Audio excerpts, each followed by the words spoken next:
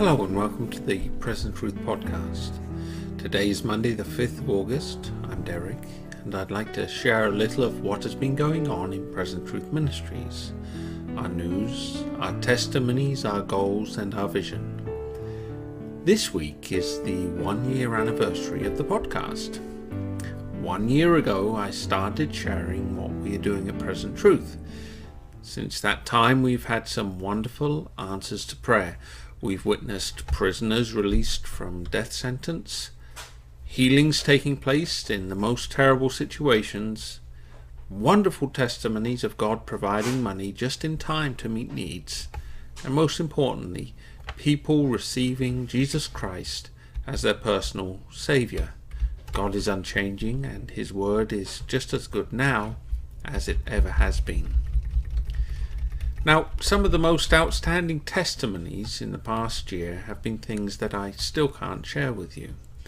Powerful answers to prayer concerning communication, financial provision, and the protection of people in dangerous situations have come to my attention. I've not been able to share them because it may put prisoners and their families in a compromised situation. Sometimes we're asked by people not to mention them anymore after they're released from prison, and sometimes people have asked us not to mention a particular problem because they have no desire to appear needy. God will provide all their needs, so why ask Present Truth?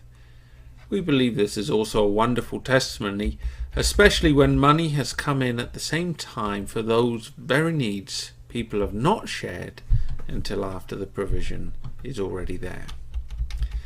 I'm trying something new in this second year as well. We're going to post a video of the podcast as well as the audio.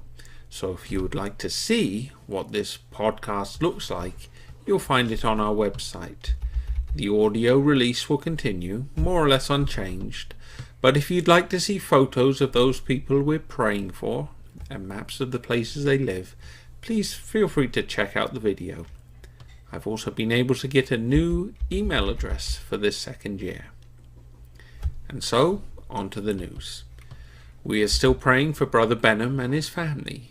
He is still suffering with ill health in prison and has many years left on his sentence. Keep him in your prayers. We are praying for Brother Alariza, who was mentioned along with Brother Benham in the first podcast about a year ago. We do not know much about his situation, but we do know that political and religious prisoners are not treated well in Iran. Brother Saeed Abedini is also imprisoned in Tehran. Please pray for him and his family. We do not have any more information concerning the brothers sentenced to prison in Shiraz. We received an email from Christian Solidarity Worldwide about the trial, and I would encourage you to visit their website for more up-to-date information concerning them. Keep them in your prayers.